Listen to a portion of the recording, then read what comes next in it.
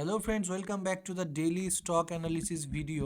আজকের আলোচনা শুরু করার পূর্বে আমি রিকোয়েস্ট করতে চাইছি যে প্রিভিয়াস ডের আলোচনা অর্থাৎ 2রা জানুয়ারি 2024-এর আলোচনাটা অবশ্যই আপনারা দেখুন। এখানে আমরা আলোচনা করেছিলাম কিভাবে বোথ সাইড আমাদের ভেবে রাখতে হয় যে বাজারে আমাদের ইন্ট্রাডে বেসিসে শর্ট সেলিং অপরচুনিটিও আসতে পারে, আমাদের লং অপরচুনিটি আসতে পারে।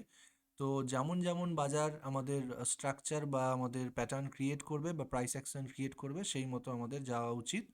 তো এই জায়গাটাতে যে জায়গাটায় আমি ধরে রয়েছি, এই জায়গাটাতে আমরা আলোচনা করেছিলাম মোটামুটি যে এই চ্যানেলের যদি ব্রেকডাউন ঘটে তাহলে আমাদের ইমিডিয়েট টার্গেট নিয়ারেস্ট সুইং লো হবে ইন্ট্রাডে বেসিসে। তো প্রিভিয়াস ভিডিওটা অবশ্যই আপনারা দেখে নেবেন। যদি দেখেন তাহলে আজকের অ্যানালিসিস বুঝতে আরও হয়তো সুবিধে হবে। তো এখানে যদি আমরা 15 মিনিট টাইম ফ্রেমে দেখি তাহলে দেখুন এই ব্রেকডাউনের পর ইমিডিয়েট টার্গেট সুইংলো, সেই সুইংলো আমাদের কাছে কিন্তু টার্গেট আমরা অ্যাচিভ করতে পেরেছি ইন্ট্রাডে বেসিসে। এবার তারপরে কি করে, তো দেখুন আমাদের কাছে এখন যেহেতু বাজার আওয়ারলি টাইম ফ্রেমে কন্টিনিউয়াস হাই, লোয়ার হাই এবং লোয়ার লো ফরমেশনের মধ্যে দিয়ে চলে এসেছে, যেটা আমরা আলোচনা করেছিলাম প্রিভিয়াস ভিডিওতেও, যে ডাবল টপ ফরমেশন করার পর এই ফার্স্ট টপ, এটা সেকেন্ড টপ, নেকলাইন ভেঙেছে। ভেঙে কি করলো বাজার, এই সুইং লো ফর্ম করলো, লোয়ার হাই ফর্ম করলো, তারপরে আবার লোয়ার লো। তো এরকম ফরমেশন হয়ে গেল মানে সুইং হাই সুইং লো এর বেসিসে আমরা বলতে পারি যে এই আমাদের প্রিসিডিং যে আপ ট্রেন্ড সেটা হয়তো চেঞ্জ হচ্ছে বা হয়েছে, এবং এটা কনভার্ট হতে পারে ডাউন ট্রেন্ডে। এটাই আমাদের ইনিশিয়েশন বলা যেতে পারে। এবার শুধুমাত্র যে এই ঘটনাটা ঘটলো তাই নয়, আমাদের এর সাথে সাথে কি ঘটেছে দেখুন। যদি ডেলি টাইম ফ্রেমে আমরা আগে একটু ট্রেন্ড লাইন প্লট করি, এই জায়গাটায় দেখুন এই লোটা থেকে এবং এই লোটার টাচ দিয়ে যদি আমরা একটা ট্রেন্ড লাইন প্লট করি, আপস্লোপিং ট্রেন্ড লাইন, তাহলে আওয়ারলি টাইম ফ্রেমে ফলোড বাই মানে অর্থাৎ এখানে লোয়ার লো ফর্ম করার সাথে সাথে আমাদের কিন্তু প্রিসিডিং যে আপস্লোপিং ট্রেন্ড লাইন সেটাও ব্রেকডাউন ঘটে গেছে। শুধু ব্রেকডাউন ঘটেছে তাই নয়, এখানে টেস্ট করেছিল, এখানে চেষ্টা করেছিল বাজার মোমেন্টাম ক্রিয়েট করার ওপরের দিকে, অর্থাৎ প্রিসিডিং যে আপ ট্রেন্ড সেটাকে কন্টিনিউ করার এই reversal type of candle stick pattern দিয়ে, continuous doji type indecisive candle. তো এখান থেকে হয়তো ব্রেক থ্রু করার চেষ্টা করেছিল। এবার যেহেতু না ওপরের দিকে ব্রেকআউট না হয়ে নিচের দিকে আসে, তার মানে আমরা ক্লিয়ারলি বলতে পারি এটা ডাউন ট্রেন্ড কন্টিনিউশনের একটা সাইন আপাতত। তাহলে আমাদের কি ঘটলো, lower high formation, lower low formation followed by একটা লং টার্ম ট্রেন্ড লাইনের ব্রেকডাউন ঘটে গেছে। তাহলে এখান থেকে তীব্রভাবে বেয়ারিশ আমরা হতে পারি আপাতত। তবে অবশ্যই মার্কেটে যে কোনো সময় এই স্ট্রাকচার চেঞ্জ হতে পারে, because technical analysis is a continuous process. তাহলে এই প্রসেস আমাদের রান করে যেতে হবে। আমাদের আগামী দিনের জন্য যদি কোনো প্ল্যান করার চেষ্টা করি তাহলে কি করতে পারি। তো এখানে দেখুন আমাদের পোটেনশিয়াল যে সাপোর্ট লেভেল সেগুলো আইডেন্টিফাই করে রাখতে হবে। তো ইমিডিয়েট সাপোর্ট কোথায়, ইমিডিয়েট সাপোর্ট এখানে রয়েছে একটা, দেখুন এই ছিল আমাদের গ্যাপ, আর এখানেও একটা গ্যাপ ছিল আমাদের। তাহলে গ্যাপ সবসময় কি করতে পারে, সাপোর্ট বা রেজিস্ট্যান্সের হিসেবে কাজ করতে পারে as per the current market price.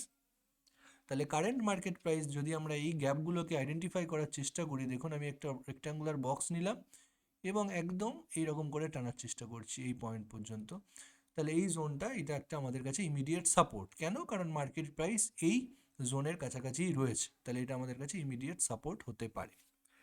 তাহলে বাজার যদি আমরা মনে করি যে এখান থেকে কুইকলি ফল করে যাবে, যদি বাজার ফ্ল্যাট ওপেন হয় আগামী দিনে, তাহলে সেটা কিন্তু একটু হয়তো ওভার অপটিমিস্টিক হয়ে যাওয়া হবে, কারণ এখানে একটা ইম্পর্ট্যান্ট সাপোর্ট লেভেল আমাদের কাছে রয়েছে। তার মানে কি সাপোর্ট থেকে বাজার উপরে ঘুরে যাবে না, এরকমটাও বলা হচ্ছে না। বলা হচ্ছে এটা, এই পসিবিলিটিটা, যে এখানে বাজার কিন্তু টেম্পোরারি পজ নিতে পারে, এবং পোটেন্সিয়াল সাপোর্টের যে ক্যারেক্টারিস্টিক সেটা কি বলে, যে বাজার এখান থেকে টেম্পোরারি পজ নিতে পারে বা রিভার্সাল করতে পারে, এবং তার সাথে সাথে এটাও আমাদের মাথায় রাখতে হবে যে এখান থেকে কিন্তু ভেঙে নিচেও নামতে পারে।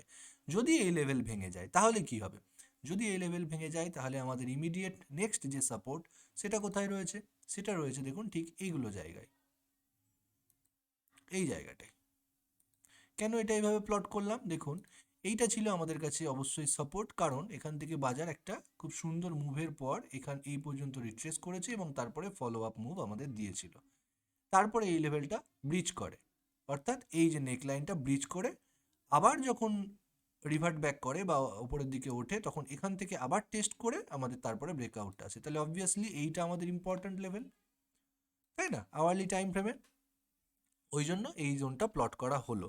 তাহলে আমাদের যদি এই লেভেলটা ব্রিজ করে, তাহলে নেক্সট সাপোর্ট হচ্ছে আমাদের এইখানটায়। এবার যদি আমরা একটু 15 মিনিট টাইম ফ্রেমে শিফট করে যাই, তাহলে আমরা কি করতে পারি? 15 মিনিট টাইম ফ্রেমে যদি শিফট করি আমরা, অবশ্যই আমাদের উচিত ওয়েট করা। আগামী দিন খুব টাফ মার্কেট হতে চলেছে, হয়তো কালকে এক্সপায়ারিও আছে, উইকলি এক্সপায়ারি।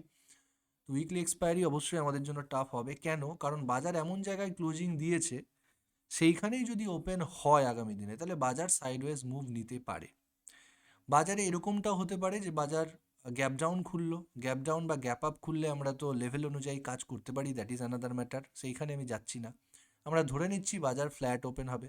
যদি ফ্ল্যাট ওপেন হয় এবং শার্প সেলিং আসে, তাহলে কিন্তু ইমিডিয়েট টার্গেট আমাদের এই লেভেলটা পর্যন্ত আমরা করতে পারি। ওকে, কারণ নোশনাল কিছু সাপোর্ট রয়েছে, সেই লেভেলগুলো ইনট্যাক্ট হবে না ধরে নেওয়া যায়, কারণ গুরুত্বপূর্ণ সাপোর্ট থেকে বাজার রিয়্যাক্ট করার চেষ্টা করে। তো এখানে দেখুন আমাদের করণীয় এটা হবে, বা এটা করলে বেটার হয় কি, যে যদি বাজার এখান থেকে সাইডওয়েজ হয়ে যায়, প্রথমে যে জানি না কি হবে, কারণ বাজার প্রথম আধা ঘন্টা থেকে 1 ঘন্টা প্রচণ্ড পরিমাণে ভোলাটাইল থাকে।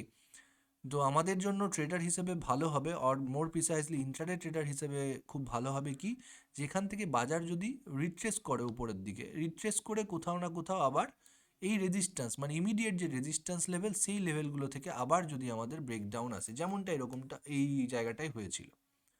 ওকে, এবার এই রেজিস্ট্যান্সটার কাছেই দেখুন আমাদের ফিবোনাচির রেজিস্ট্যান্সও আমরা কিছু পেয়ে যাব নিয়ারেস্ট সুইং হাই থেকে। নিয়ারেস্ট সুইং হাই যদি এটা হয় এবং লো যদি এটা হয়, তাহলে দেখুন এই লেভেলটাতে ফিবোনাচির 0.38 বা 0.5 লেভেলের রেজিস্ট্যান্স লেভেলও রয়েছে। তার মানে আমাদের মাল্টিপল কনফ্লুয়েন্সও জেনারেট হয়ে যাচ্ছে। তাহলে আমাদের জন্য সেফ সাইড হবে ইমিডিয়েট রেজিস্ট্যান্সে বাজার পৌঁছক, আমরা সেল অন রাইজ অপরচুনিটি খুঁজলে সব থেকে বেটার। সেক্ষেত্রে আমাদের রিস্ক টু রিওয়ার্ডটাও অনেকটা ফেভারেবল হবে। যদি এগুলো জায়গায় আমরা শর্ট করতে পারি, তাহলে আমরা অবশ্যই ইমিডিয়েট টার্গেট এই লোটা ভাঙার থাকবে, কিন্তু আমরা অত করবো না, ওয়েট করবো না, তার আগে আগে আমাদের বেরিয়ে যেতে হতে পারে। এবার দেখুন এখান থেকে অবশ্যই এই 15 মিনিট টাইম ফ্রেম অনেকেই পছন্দ করেন না, কারণ অনেকে কমফর্টেবল হন না এই, যেহেতু অনেকটা সময় লেগে যায়। তো অবশ্যই এখান থেকে আমরা এই অ্যানালিসিসটা করে রাখলাম, এখান থেকে 5 মিনিট চার্টে শিফট করে গেলাম, এরকমটাও আমরা করতে পারি।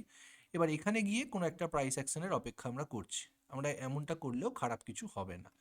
কি, কখনো দেখুন এখানে আমাদের কি হয়, একটা জিনিস বলে রাখি, ধরুন আমরা 5 মিনিটের টাইম ফ্রেম দেখছি, এগুলো জায়গায় কি হয়, একদম প্র্যাকটিক্যাল এক্সাম্পল, হ্যাঁ, এই জায়গাটায় আমরা একটা ব্রেকডাউন দেখতে পাচ্ছি এই জায়গাটায়। এবার যারা সবে সবে এসছেন বাজারে, রিটেলার যারা, মানে আমরা তো সবাই রিটেলার, সরি, যারা একদম নতুন ট্রেডার, তারা কি দেখেন যে মার্কেট তো কন্টিনিউয়াস ডাউন ট্রেন্ডে রয়েছে, এইখানেও দেখুন ব্রেকডাউনের পরে কন্টিনিউয়াস ডাউন মুভ ছিল, এইখানে আবার আমাদের একটা রেঞ্জ ফরমেশন করছে এইরকম করে, বা ট্রায়াঙ্গেল ব্রেকডাউন হচ্ছে, বা এখানে একটা বেস ফরমেশন করতে গিয়ে ফেল করেছে, তাহলে এখান থেকে বাজার হয়তো নিচে যাবে।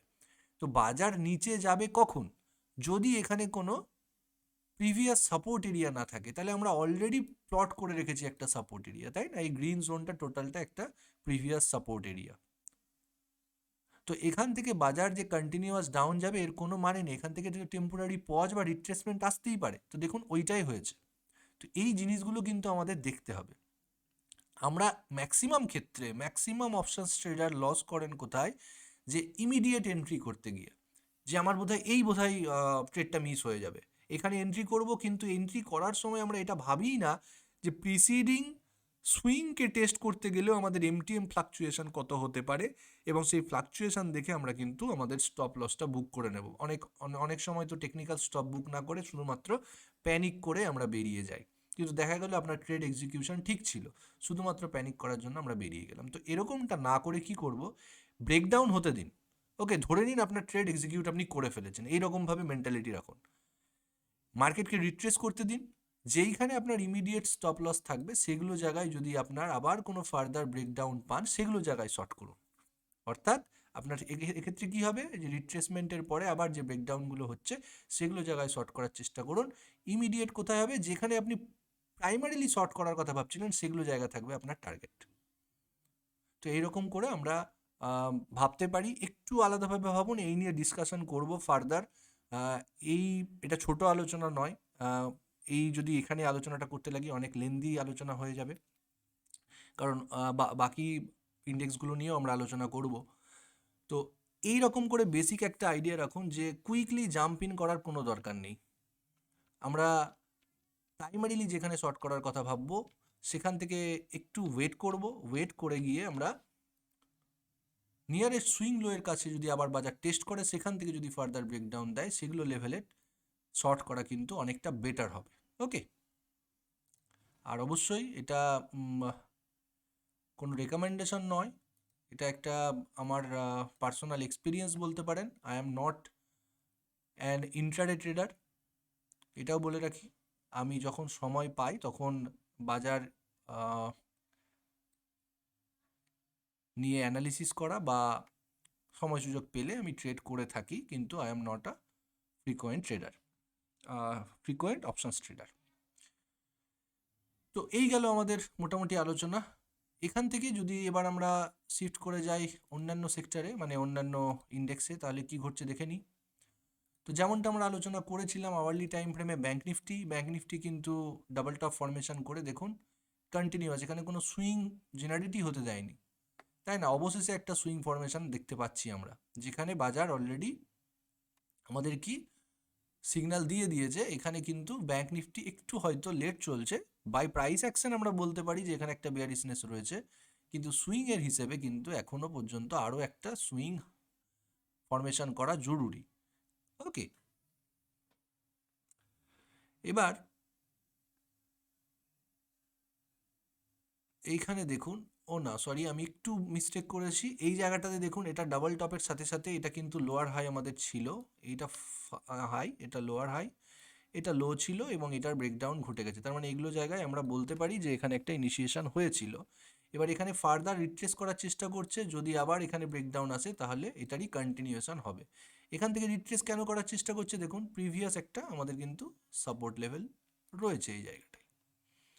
ওকে, এখানে প্রিভিয়াস সাপোর্ট লেভেল রয়েছে, এখান থেকে রিট্রেস করার চেষ্টা করছে, ব্রেকডাউন আসলে আমাদের এটা কন্টিনিউয়েশন। অর্থাৎ আপাতত কিন্তু যতটুকু ঘটনা ঘটেছে এই টপ ফরমেশন করার পর আমাদের কিন্তু একটা বেয়ারিশ ফেজের মধ্যে আমরা রয়েছি, শর্ট টার্মের জন্য হলেও। অন্য ইন্ডেক্স কি বলছে দেখা যাক। নিফটি ফাইন্যান্সও almost similar kind of set up. দেখুন এখানে রেঞ্জ ফরমেশন করে আবার আমাদের ব্রেকডাউন ঘটে গেছে, তার মানে কন্টিনিউয়েশনের সাইন। সরি, নিফটি আইটি সব থেকে মানে বা একটু লেট ছিল এই পড়ন্ত বাজারে, কিন্তু আজকে ডেটে দাঁড়িয়ে সব থেকে একদম মানে under performer Nifty IT segment, Nifty IT sector, যেটা অবশ্যই আমাদের কাছে ভালো সংকেত নয়, কারণ দীর্ঘদিন ধরে এটা আন্ডার পারফর্মার ছিল, আবার কিন্তু এখন তীব্রভাবে বেয়ারিশ লাগছে। এবার দেখুন এখানে টপ ফরমেশন করে ফেলেছে, মাল্টিপল টপ করে এখন কিন্তু একটা ইম্পর্ট্যান্ট সাপোর্ট লেভেলের কাছে এসে দাঁড়িয়েছে। প্রিভিয়াস গ্যাপ ছিল, ওকে, এই গ্যাপটাই এখন আমাদের এই ট্রিপল টপের বা মাল্টিপল টপের আমাদের কিন্তু, বা ডেলি টাইম ফ্রেমে আরও ভালো লাগবে, দেখুন ডেলি টাইম ফ্রেমে আমাদের ডাবল টপের নেক লাইন। তো এটা ভাঙলে কিন্তু আইটি সেক্টরে আবার একটু বেয়ারিশনেস শক্তিশালী হতে পারে। নিফটি মিড ক্যাপ এখনও হোল্ড করছে উপরের লেভেল, আমাদের ইমিডিয়েট সাপোর্ট রয়েছে এগুলো জায়গায় অনেক দূরে, মানে বেশ কিছু দূরেই রয়েছে, কোনো অসুবিধে নেই। আপাতত নিফটি মিড ক্যাপ হোল্ড করার চেষ্টা করছে। নিফটি স্মল ক্যাপে দেখুন আমরা এক্সপেক্ট করেছিলাম যে রিট্রেসমেন্ট, তারপরে ফার্দার ব্রেকডাউন, আসেনি।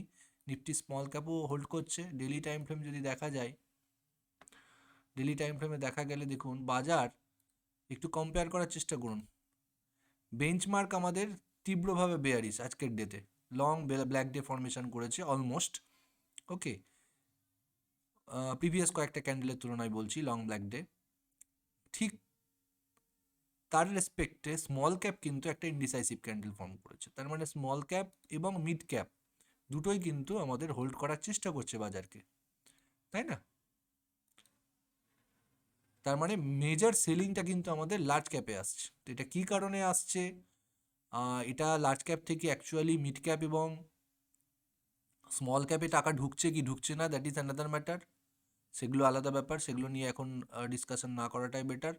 কিন্তু আপাতত এটুকু চার্টে আমরা দেখতে পাচ্ছি যে হারে বেঞ্চমার্ক আমাদের বেয়ারিশনেস দেখাচ্ছে, সে হারে কিন্তু মিড ক্যাপ এবং স্মল ক্যাপ বেয়ারিশ নয়। আপাতত একটা ইনডিসাইসিভনেস রয়েছে, অবশ্যই আগামী দিনে এগুলোও বেঞ্চমার্ককে ফলো করতেই পারে।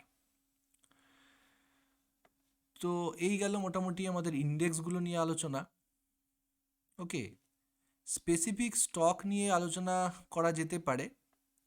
তো সবার আগে আমরা আলোচনা করব, আজকে বেশি স্টক নয় কারণ এমনি একটা বেঞ্চমার্ক বেয়ারিশ ফেজের মধ্যে ঢুকে গেছে, তাহলে এগুলো সময়ে আমাদের একটু সাবধান হওয়া উচিত। ওকে, তো এখানে আমরা দেখি, এটা নয়,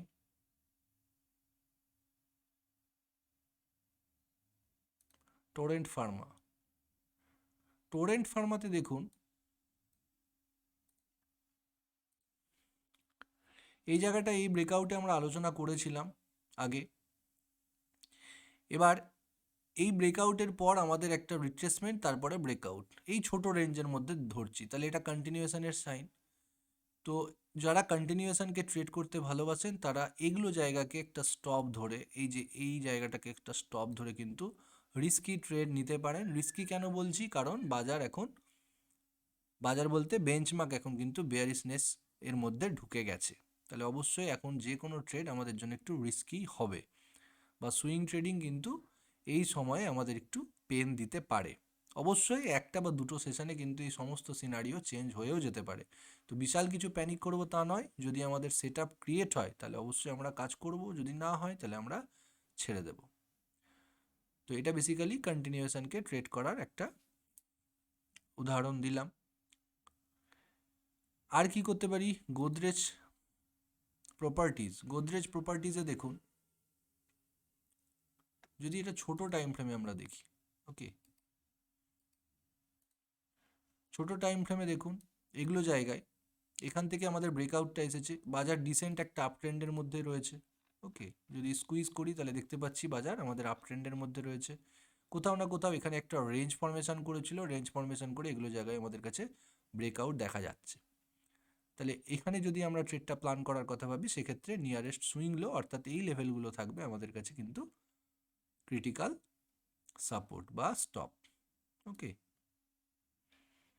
আচ্ছা, গুজরাট গ্যাস খুব ভালো মুভ দিয়ে ফেলেছে। ওকে, গুজরাট গ্যাস খুব ভালো মুভ দিয়ে ফেলেছে। এখানে উইকলি টাইম ফ্রেমে আমরা একটু অ্যানালিসিস করব। উইকলি টাইম ফ্রেমে খুব সুন্দর ব্রেকআউট দেখুন, সাপোর্ট সাপোর্ট সাপোর্ট, এই যে ডাউন স্লোপিং ট্রেন্ড লাইন্স সেটার ব্রেকআউট দিয়েছে, প্লাস আমাদের যে শর্ট টার্মের যে ডাউন স্লোপিং ট্রেন্ড লাইন সেটারও মাল্টিপল টেস্টিংয়ের পর ব্রেকআউট দিয়েছে। তাহলে উইকলি ক্লোজিং অবশ্যই আমাদের কাছে গুরুত্বপূর্ণ। উইকলি ক্লোজিংটা যদি ঠিকঠাক আসে তাহলে আমাদের কাছে কিন্তু একটু পজিশনাল বেসিসে গুজরাট গ্যাস আমাদের একটা ভালো আইডিয়া হতে পারে। ক্লিয়ার? নেক্সট আর একটা স্টক, সেটা হচ্ছে এবিএফআরএল। এবিএফআরএল অনেক দিন ধরে আমরা অনেক আগেও আলোচনা করেছিলাম উইকলি টাইম ফ্রেমে, মোটামুটি সেই জায়গাটা ছিল এগুলো জায়গা, এই জায়গাটা। তো এগুলো জায়গায় দেখুন আমাদের একটা ব্রেকআউট ছিল, সেখান থেকে রিট্রেসমেন্ট। ওকে, তো প্রিসিডিং যে যতদূর মনে পড়ছে আমার এগুলো জায়গায় আমরা আলোচনা করেছিলাম, এই লেভেলটা অবশ্যই ইম্পর্ট্যান্ট ছিল, সেখান থেকে সাপোর্ট নিয়ে কিন্তু বাজার এখন আবার হায়ার লো ফরমেশন করেছে এবং হায়ার হাই ফরমেশন করে কিন্তু আপ ট্রেন্ডটা কন্টিনিউ করার চেষ্টা করছে বা ট্রেন্ড রিভার্সাল করার চেষ্টা করছে। কিন্তু এটা অবশ্যই ঠিক, এর মোমেন্টামটা বা এর গতিবেগটা কিন্তু প্রচণ্ড স্লো। ওকে, তো এই কটা স্টক আপনারা আপনাদের ওয়াচ লিস্টে অ্যাড করতে পারেন। These are not buy sell recommendation, অবশ্যই এডুকেশনাল পারপাসের জন্য সমস্ত কিছু শেয়ার করা হলো। যদি আপনাদের এই সিরিজটি এবং এই ভিডিওগুলি ভালো লাগে অবশ্যই প্রিয়জনদের সাথে শেয়ার করুন। আমাদের চ্যানেলটি সাবস্ক্রাইব না করে থাকলে অবশ্যই সাবস্ক্রাইব করুন এবং ভিডিওটি লাইক এবং আপনার ফিডব্যাক অবশ্যই কমেন্ট বক্সে দিতে ভুলবেন না। দেখা হবে পরবর্তী ভিডিওতে। ততক্ষণ পর্যন্ত ভালো থাকুন, সুস্থ থাকুন এবং শিখতে থাকুন। Thank you very much.